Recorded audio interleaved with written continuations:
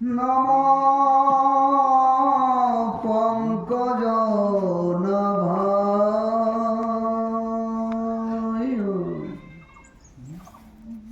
নমঃ পঙ্কজমালি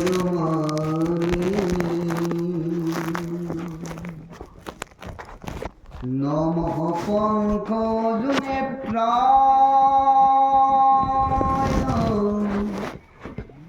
নমস্তে পঙ্কজায় বসুদেবসুতং কৃষ্ণং কংসসানুর্বিমর্দনং দেবকী পরমানন্দং কৃষ্ণং বন্দে জগদ্গুরু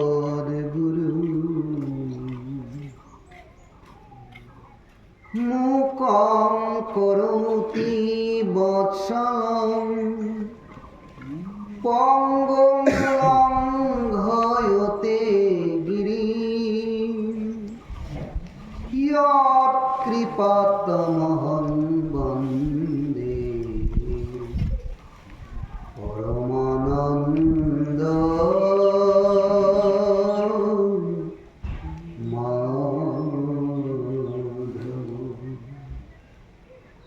माधव माधववासी माधव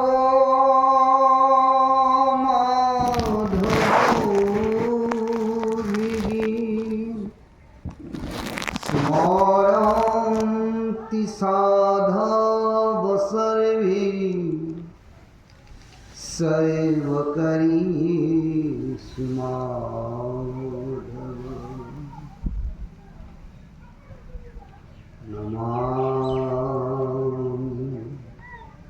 देव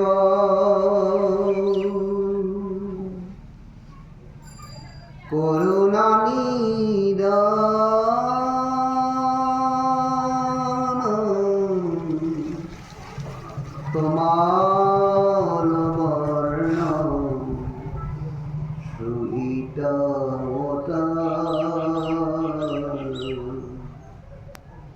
অপার সংসার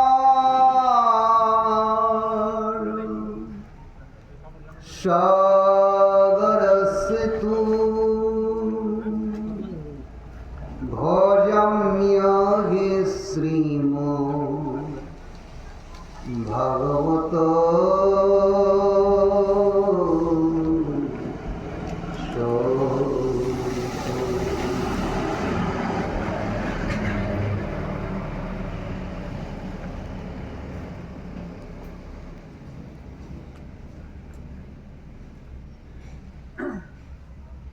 অনন্ত কোটি ব্রহ্মাণ্ডর বুকুর যত জীৱ নিব ৰৈ আছে এই সমস্তৰ সামৰ্থ্য নাই নিজে কৰিব তৰণৰ ৰাস্তা সন্মুখত থাকিলেও এটা খোজ আগবঢ়াই দিবলৈ সামৰ্থ্য নহয় যেতিয়ালৈকে সেই জীৱ শ্ৰেষ্ঠৰ ওপৰত গুৰু কৃপা নহয়। অকল অসমতেই নহয়, ভাৰতবৰ্ষতে নহয়, সমগ্ৰ পৃথিৱীতে নাম পৰিৱৰ্তন হ'লেও কাম একেই, সেইটোৱে হ'ল গুৰু কৃপা।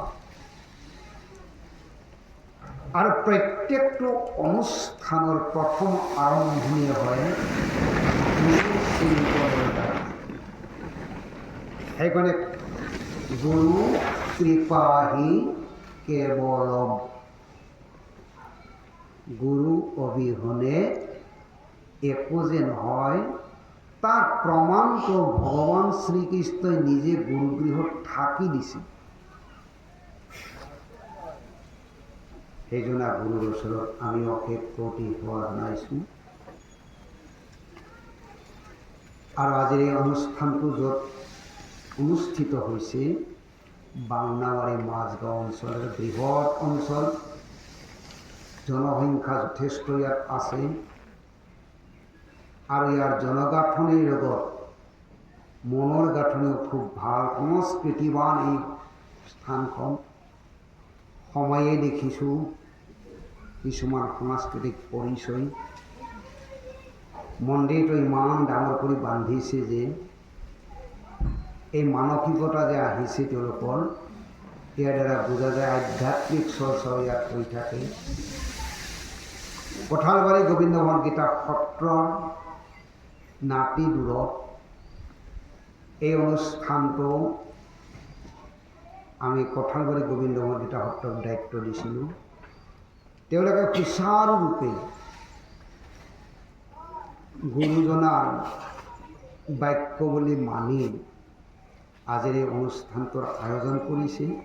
আৰু তেওঁলোকৰ এটা সৰু আদেশ অনুৰোধ, বাংনাবাৰী অঞ্চলৰ ৰাইজে যে সমৰ্থন কৰি এই বৃহৎ অনুষ্ঠানটোৰ আয়োজন কৰিছে, মই এই অঞ্চলৰ সমস্ত ৰাইজ তথা মাতৃসকলৰ চৰণত অশেষ অশেষ কৌটিবাৰ দণ্ডৱত প্ৰণাম জনাইছোঁ।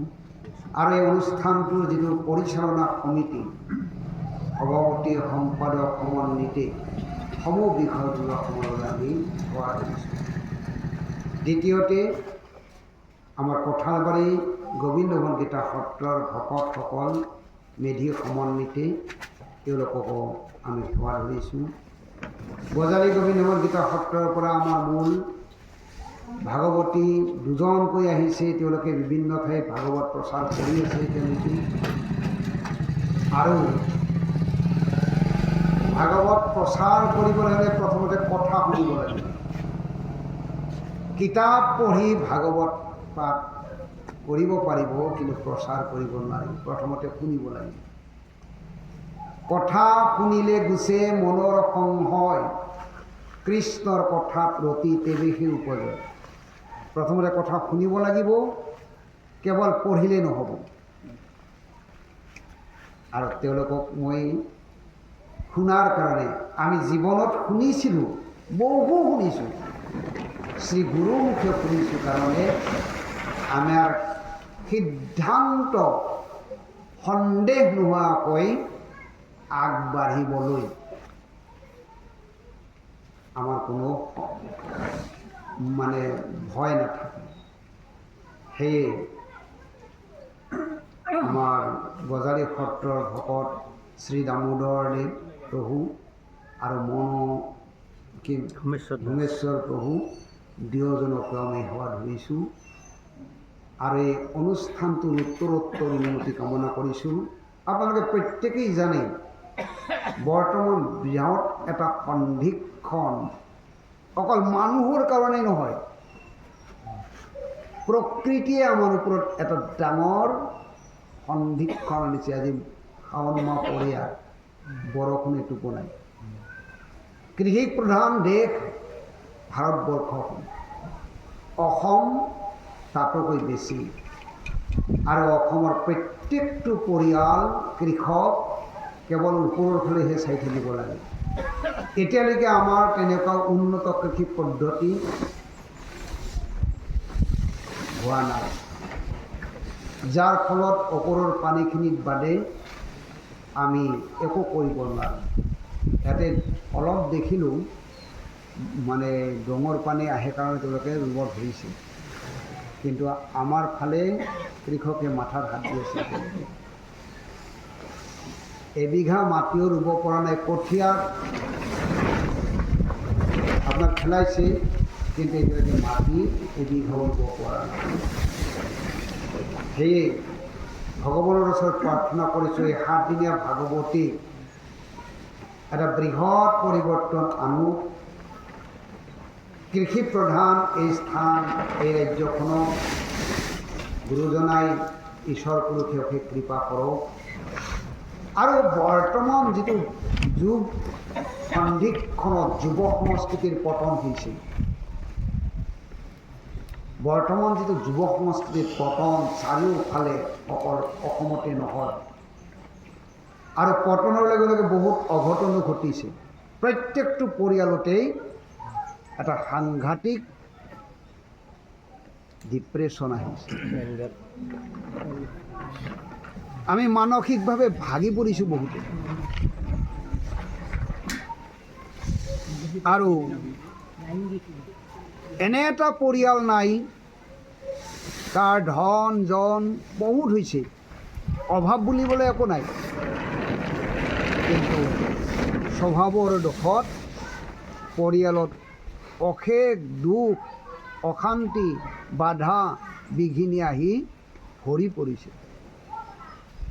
বাংনাবাৰীতো যে এনেকুৱা নোলাব তাৰ কোনো মানে নাই। প্ৰত্যেকটো পৰিয়ালতেই এতিয়া লাহে লাহে অশান্তি বৃদ্ধি হ'বলৈ ধৰিছে। এই বৃহৎ অশান্তিৰ পৰা মুক্ত হোৱাৰ ৰাস্তা চৰকাৰে বহুত উলিয়াই দিছে, পণ্ডিতসকলে বহুত সাধন কৰি উলিয়াই দিছে। কিন্তু ভাৰতবৰ্ষৰ যিটো সনাতনী শিক্ষা, এই সনাতনী শিক্ষাই এটাই শব্দ কৈছে, জ্ঞানে বৈ ভূমা তৎসুখম নল্পেন সুখম অস্তি। আপোনাৰ কোটি টকা থাকক, মাল্টি মিলিয়নাৰ হওক, সকলোবিলাক অলপ, এইবিলাক বেছি নহয়, অলপ। অলপত সুখ নাই। নল্পেন সুখম অস্তি, অলপত কেতিয়াও সুখ নাই। টকাই কেতিয়াও মানুহক সুখ দিব নোৱাৰে। টকাই মানুহক অশান্তিৰ স্থানলৈ লৈ যায়। প্ৰশ্ন হ'ব পাৰে, তেনেহ'লে আমাক টকা নালাগে নেকি? আমিতো প্ৰত্যেকেই টকাৰ পিছে পিছেই কৰিম। সম্পদ আমাক লাগিব। সেই সম্বন্ধে আমি আলোচনা কৰিম দ্বিতীয় স্কন্ধ ভাগৱতত আজি, যে কোনবিলাক সম্পদে আমাৰ বিপদ নাশ কৰিব পাৰে।